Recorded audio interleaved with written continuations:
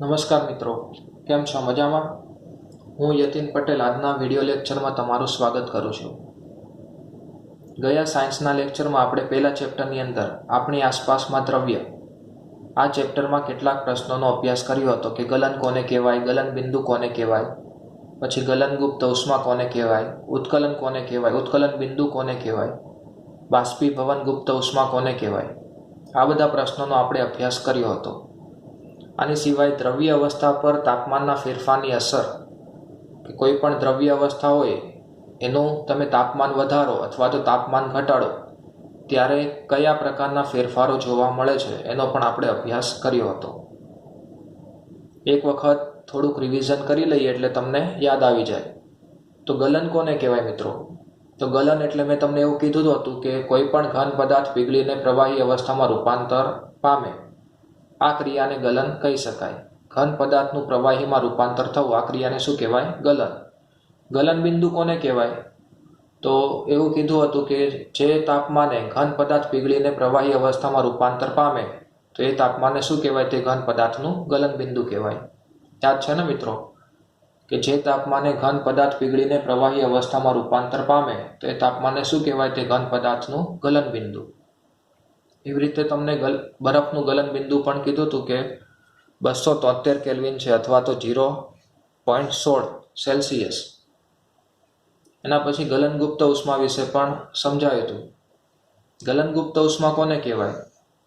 તો પદાર્થના ગલન બિંદુ જેટલા તાપમાને અને એક વાતાવરણ દબાણે. તાપમાન કેટલું રાખવાનું મિત્રો? તમારે પદાર્થના ગલન બિંદુ જેટલું તાપમાન રાખવાનું છે કે પદાર્થના ગલન બિંદુ જેટલા તાપમાને અને દબાણ કેટલું રાખવાનું? તો એક વાતાવરણ દબાણ રાખવાનું છે. એક વાતાવરણ દબાણે 1 કિલોગ્રામ ઘન પદાર્થને પ્રવાહીમાં રૂપાંતરિત કરવા માટે આપવી પડતી ઉષ્મા ઉર્જાને કે 1 કિલોગ્રામ કોઈ ઘન પદાર્થ લીધો તમે, આ ઘન પદાર્થને પ્રવાહી અવસ્થામાં રૂપાંતરિત કરવા માટે તમારે કોઈ ઉષ્મા ઉર્જા આપવી પડે. તો જેટલી ઉષ્મા ઉર્જા આપવી પડે એ ઉષ્મા ઉર્જાને ગલનગુપ્ત ઉષ્મા કહી શકાય. ધારો કે તમે કોઈ પાત્રમાં 1 કિલો બરફ લીધો છે. 1 કિલો બરફ લીધા બાદ તેને તમે ઉષ્મા ઉર્જા આપો છો અને બરફનું સંપૂર્ણ પ્રવાહીમાં રૂપાંતરિત કરો છો. તો 1 કિલોગ્રામ બરફનું સંપૂર્ણ પ્રવાહીમાં પાણીમાં રૂપાંતરિત કરવા માટે તમારે જે પણ ઉષ્મા ઉર્જા આપવી પડે છે એ ઉષ્મા ઉર્જાને ગલનગુપ્ત ઉષ્મા કહી શકાય. ખબર પડી મિત્રો કે પદાર્થના ગલન બિંદુ જેટલા તાપમાને અને એક વાતાવરણ દબાણે. તાપમાન તમારે પદાર્થના ગલન બિંદુ જેટલું રાખવાનું છે કે જે તાપમાને પદાર્થ ઓગળવાની શરૂઆત કરે એટલું તાપમાન રાખવાનું અને દબાણ તમારે એક વાતાવરણ દબાણ રાખવાનું છે. અને 1 કિલોગ્રામ ઘન પદાર્થનું પ્રવાહી અવસ્થામાં રૂપાંતરિત કરવા માટે તમારે જે પણ ઉષ્મા ઉર્જા આપવી પડે તેને ગલનગુપ્ત ઉષ્મા કહી શકાય. એના પછી ઉત્કલન વિશે પણ જોયું હતું. ઉત્કલન બિંદુ કોને કહેવાય? તો ગલન બિંદુ હતું એનાથી તમારે થોડું અલગ વિચારવાનું કે પ્રવાહી અવસ્થા હોય, પ્રવાહી અવસ્થાને તમે ગરમ કરો તો પ્રવાહીનું વાયુમાં બાષ્પમાં રૂપાંતર થાય છે. તો એક વાતાવરણ દબાણે અને જે તાપમાને પ્રવાહી ઉકળવા લાગે. ઉત્કલન બિંદુમાં તમારે એટલું જ યાદ રાખવાનું કે જે તાપમાને પ્રવાહીનું વાયુ અવસ્થામાં રૂપાંતર થાય એટલે કે પ્રવાહી ઉકળવા લાગે તો તે તાપમાનને તે પ્રવાહીનું ઉત્કલન બિંદુ કહી શકાય. કોઈ પણ ઘન પદાર્થ હોય તો એને ગલન બિંદુ હોય અને પ્રવાહી પદાર્થ હોય તો એને ઉત્કલન બિંદુ હોય. એટલે જે તાપમાને પદાર્થ ઉકળવા લાગે તે તાપમાનને તે પ્રવાહી પદાર્થનું ઉત્કલન બિંદુ કહી શકાય. પાણીને આપણે 100 સેલ્સિયસ તાપમાન સુધી ગરમ કરીએ તો પાણી ઉકળવાની શરૂઆત થાય છે, પાણીનું વરાળમાં રૂપાંતર થવાની શરૂઆત થાય છે. એટલે પાણીનું ઉત્કલન બિંદુ 100 સેલ્સિયસ કહેવાય અથવા તો 373 કેલ્વિન કહેવાય. સેલ્સિયસ અને કેલ્વિન વચ્ચેનો તફાવત મેં તમને ગયા લેક્ચરમાં સમજાવી દીધો છે મિત્રો. એના પછી દ્રવ્ય અવસ્થા પર તાપમાનની કઈ ફેરફારો તમને જોવા મળે, કઈ અસર જોવા મળે એ પણ તમને જણાવ્યું હતું કે ઘન અવસ્થા હોય, ઘન અવસ્થાને તમે ગરમ કરો, ઉષ્મા આપો તો ઘનનું શેમાં રૂપાંતર થાય? પ્રવાહીમાં. અને પ્રવાહી અવસ્થાને તમે ગરમી આપો તો શેમાં રૂપાંતર થશે? વાયુમાં. એવી રીતે એનાથી ઉલટું વિચારો કે વાયુ અવસ્થા છે એને ઠંડી કરો તો શેમાં રૂપાંતર થાય? પ્રવાહીમાં. અને પ્રવાહી અવસ્થાને ઠંડી કરો તો ઘન અવસ્થામાં. આ બધા પ્રશ્નોના જવાબ આપણે ગયા લેક્ચરમાં જોયા હતા. તો હવે આપણે ચેપ્ટરની આગળ શરૂઆત કરીએ. મિત્રો, ગયા લેક્ચરમાં આપણે દબાણ વિશે પણ જોયું હતું કે કોઈ પણ વાયુને આપણે પાત્રમાં ભરીએ તો વાયુ અવસ્થાની અંદર કણો અસ્તવ્યસ્ત અને ઝડપી ગતિ કરતા હોય છે. અસ્તવ્યસ્ત અને ઝડપી ગતિ કરવાને કારણે કણો સતત એકબીજા સાથે અને પાત્રની દિવાલ સાથે અથડામણ અનુભવે છે. પાત્રની દિવાલ સાથે અથડામણ અનુભવવાને કારણે વાયુના જે કણો હોય એ પાત્રની દિવાલ પર બધી દિશામાં બળ લગાડે છે. હવે પાત્રની દિવાલ પર એકમ ક્ષેત્રફળ દીઠ જે બળ લાગતું હોય એને દબાણ કહી શકાય. દબાણની વ્યાખ્યા મેં તમને ગયા લેક્ચરમાં શીખવાડી હતી. વાયુના દબાણની વ્યાખ્યા કે પાત્રની દિવાલ પરના વાયુના કણો દ્વારા પ્રતિ એકમ ક્ષેત્રફળ પર લાગતા બળને વાયુનું દબાણ કહે છે. એટલે તમારે એટલું જ યાદ રાખવાનું કે કોઈ પાત્રની અંદર વાયુ ભરેલો હોય તો આ વાયુ એ પાત્રની દિવાલ પર પ્રતિ એકમ ક્ષેત્રફળ પર કેટલું બળ લગાડે છે. પ્રતિ એકમ ક્ષેત્રફળ એટલે કે 1 સેન્ટીમીટર સ્ક્વેર પર અથવા તો 1 મીટર સ્ક્વેર પર. 1 ચોરસ સેન્ટીમીટર લઈ લો અથવા તો 1 ચોરસ મીટર લઈ લો. આટલા ક્ષેત્રફળ પર આ વાયુ કેટલું બળ લગાડે છે એ બળને શું કહેવાય? દબાણ કહેવાય. એટલે દબાણનું સૂત્ર તમને કીધું હતું, બળ અપોન ક્ષેત્રફળ, કે એકમ ક્ષેત્રફળ પર લાગતું બળ, કે કોઈ પણ વાયુ પાત્રમાં ભરેલો છે એ એકમ ક્ષેત્રફળ પર કેટલું બળ લગાડે છે તેને દબાણ કહી શકાય. દબાણ માપવાના 2 એકમો કીધા હતા. પહેલો એકમ હતો વાતાવરણ અને બીજો SI એકમ એટલે કે સ્ટાન્ડર્ડ ઇન્ટરનેશનલ યુનિટ, કે જે આખા વિશ્વની અંદર માન્ય હોય. આખા વિશ્વની અંદર માન્ય એકમ એ પાસ્કલ છે. હવે આગળ ચેપ્ટરની આપણે શરૂઆત કરીએ મિત્રો. કે દ્રવ્ય અવસ્થા પર દબાણના ફેરફારની અસર સમજાવો. દ્રવ્ય અવસ્થા પર તાપમાનથી કયા ફેરફારો થાય એ આપણે ભણી ગયા. કે તાપમાન વધારીએ તો ઘનનું પ્રવાહીમાં અને પ્રવાહીનું વાયુમાં રૂપાંતર થાય, અને તાપમાન ઘટાડીએ તો વાયુનું પ્રવાહીમાં અને પ્રવાહીનું ઘનમાં રૂપાંતર થાય છે.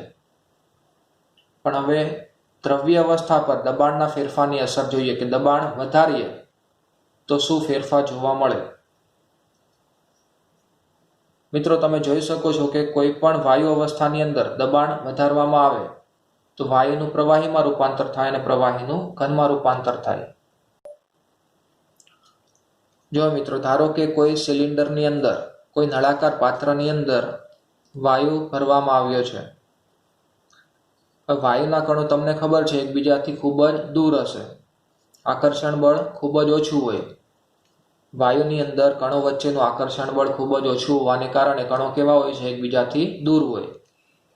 હવે આ સિલિન્ડરની અંદર આ પિસ્ટન છે. પિસ્ટનને તમે દબાવો એટલે જે વાયુના કણો હતા એ એકબીજાની નજીક આવશે. પિસ્ટન પર બળ લગાડવાથી વાયુના કણો એકબીજાની નજીક આવે છે.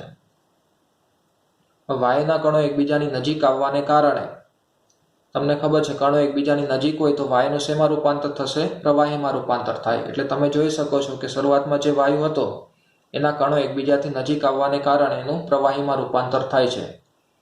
તમે પિસ્ટન પર હજી વધારે તમે બળ લગાડો તો કણો વધારે એકબીજાની નજીક આવશે. એટલે વધારે દબાણ લાગવાને કારણે પ્રવાહીના કણો પણ એકબીજાની નજીક આવશે, જેથી પ્રવાહીનું ઘન અવસ્થામાં રૂપાંતર થાય છે. ખબર પડી મિત્રો કે દ્રવ્ય અવસ્થા પર દબાણની અસર કેવી રીતે જોવા મળે?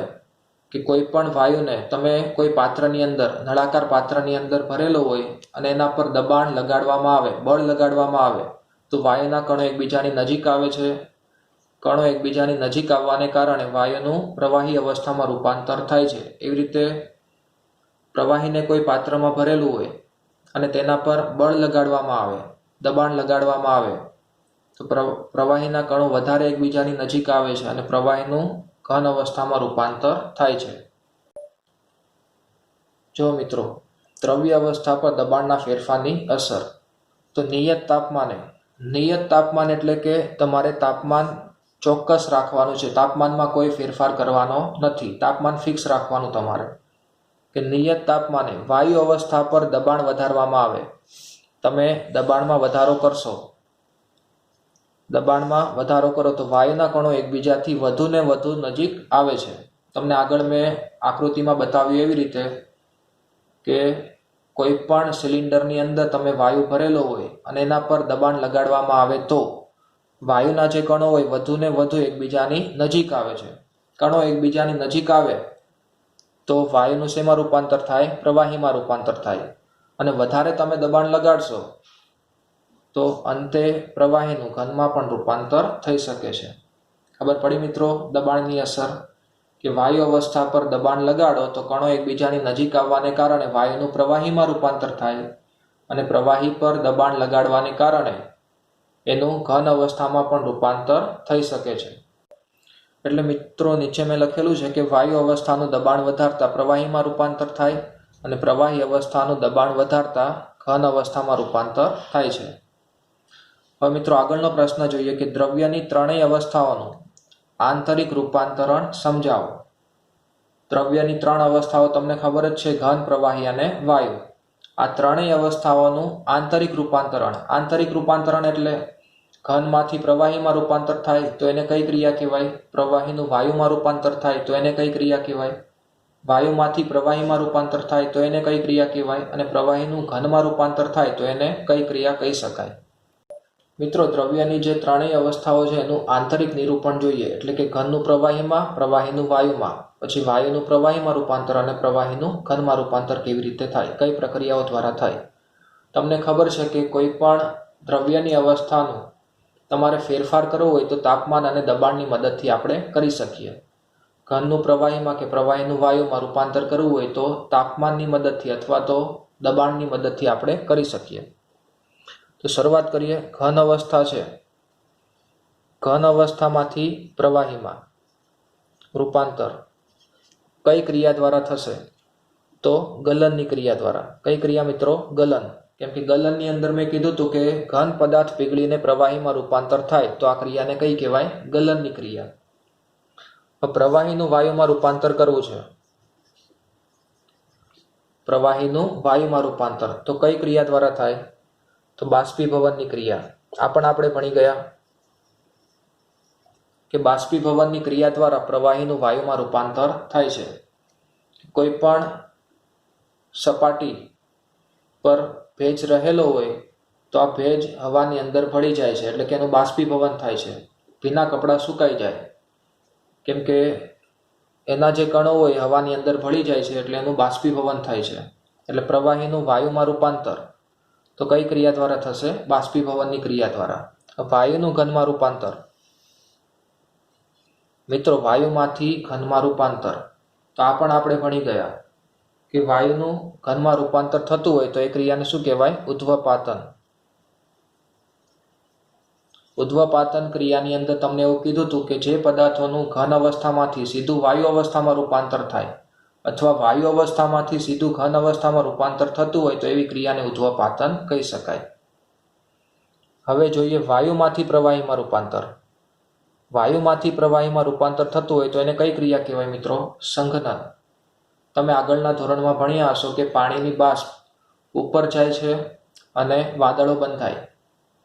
વાદળો બંધાયા પછી પાણીની બાષ્પ ઠંડી પડે છે અને વરસાદ સ્વરૂપે ફરીથી પૃથ્વી પર આવે છે. તો પાણીની બાષ્પ એ વાયુ સ્વરૂપે હતી અને વરસાદ એ પ્રવાહી સ્વરૂપે હોય. તો પાણીની બાષ્પ ઠંડી પડે છે તો આ ક્રિયા કઈ કહેવાય? સંઘનનની ક્રિયા કહેવાય. કઈ ક્રિયા કહેવાય મિત્રો? સંઘનન. પાણીની બાષ્પ ઠંડી પડવાની ક્રિયા એ સંઘનનની ક્રિયા કહેવાય. એટલે વાયુ અવસ્થામાંથી પ્રવાહી અવસ્થામાં રૂપાંતર થવાની ક્રિયા કઈ કહેવાશે? સંઘનનની ક્રિયા. એના પછી પ્રવાહીમાંથી ઘન અવસ્થામાં રૂપાંતર. પ્રવાહીનું ઘનમાં રૂપાંતર. તમે ફ્રીજની અંદર પાણી મૂકો છો તો એ થોડા સમય પછી ઘન અવસ્થામાં બરફની અંદર ફેરવાઈ જાય છે તો પ્રવાહીનું ઘનમાં રૂપાંતર. તો આ ક્રિયાને શું કહેવાય? તો એને ઘનીકરણ કહેવાય અથવા તો એને ઠારણ પણ કહી શકાય. પ્રવાહી અવસ્થાનું ઘન અવસ્થામાં રૂપાંતર થવાની ક્રિયા એને કઈ ક્રિયા કહેવાય? ઘનીકરણ અથવા તો ઠારણ. હવે એવી રીતે ઘન અવસ્થાનું વાયુ અવસ્થામાં રૂપાંતર. ઘન અવસ્થાનું વાયુ અવસ્થામાં તો આ પણ ઉધ્વપાતનમાં જ આવશે. કેમ કે ઉધ્વપાતનની વ્યાખ્યામાં તમને એવું કીધું હતું કે ઘન અવસ્થાનું સીધું વાયુમાં રૂપાંતર થાય. ઘન પદાર્થને તમે ગરમ કરો તો સીધું વાયુ અવસ્થામાં રૂપાંતર થાય અને વાયુ અવસ્થાને ઠંડી પાડો તો સીધું ઘન અવસ્થામાં રૂપાંતર થાય. તો આ ક્રિયાને કઈ કહેવાય? ઉધ્વપાતન કહેવાય. ખબર પડી મિત્રો કે દ્રવ્યની ત્રણેય જે અવસ્થાઓ કીધી તમને, ઘન, પ્રવાહી અને વાયુ, એનું એકબીજામાં રૂપાંતરણ કરવું હોય તો કોની મદદથી થઈ શકે? તાપમાન અને દબાણની મદદથી. તાપમાન અને દબાણની મદદથી તમે ઘન, પ્રવાહી અને વાયુનું એકબીજામાં રૂપાંતરણ કરી શકો. ઘનનું પ્રવાહીમાં રૂપાંતર થતું હોય તો એ ક્રિયાને ગલન કહેવાય. પ્રવાહીનું વાયુમાં રૂપાંતર થતું હોય તો એ ક્રિયાને બાષ્પીભવન કહેવાય. વાયુનું ઘનમાં રૂપાંતર થતું હોય તો એ ક્રિયાને ઉદ્ધ્વપાતન કહેવાય. પછી વાયુનું પ્રવાહીમાં રૂપાંતર, તમને મેં પાણીની બાષ્પનું ઉદાહરણ આપ્યું કે પાણીની બાષ્પ છે એ ઠંડી પડવાથી વરસાદ પડે છે, તો વાયુનું પ્રવાહીમાં રૂપાંતર, તો આ ક્રિયાને કઈ કહેવાય? સંઘનનની ક્રિયા. એવી રીતે પાણીને ઠંડુ કરો, પાણીને તમે ફ્રીજમાં મૂકી દો અને બરફ બની જાય તો પ્રવાહીનું ઘનમાં રૂપાંતર થાય છે, એટલે આ ક્રિયાને શું કહેવાય? ઘનીકરણ અથવા તો ઠારણ પણ કહી શકાય. એવી રીતે ઘનનું વાયુમાં રૂપાંતર, તો ઘનનું ઘન પદાર્થને ગરમી આપવાથી સીધું વાયુમાં રૂપાંતર થાય તો આ ક્રિયાને કઈ કહેવાય? ઉદ્ધ્વપાતન. આજના લેક્ચરમાં જે પણ પ્રશ્નો ચલાયા મિત્રો, ખબર પડી હશે. બાકીના કેટલાક પ્રશ્નો હવે આપણે આવતા લેક્ચરમાં જોઈશું. આજના લેક્ચરમાં અહીંયા સુધી રાખીએ. અસ્તુ.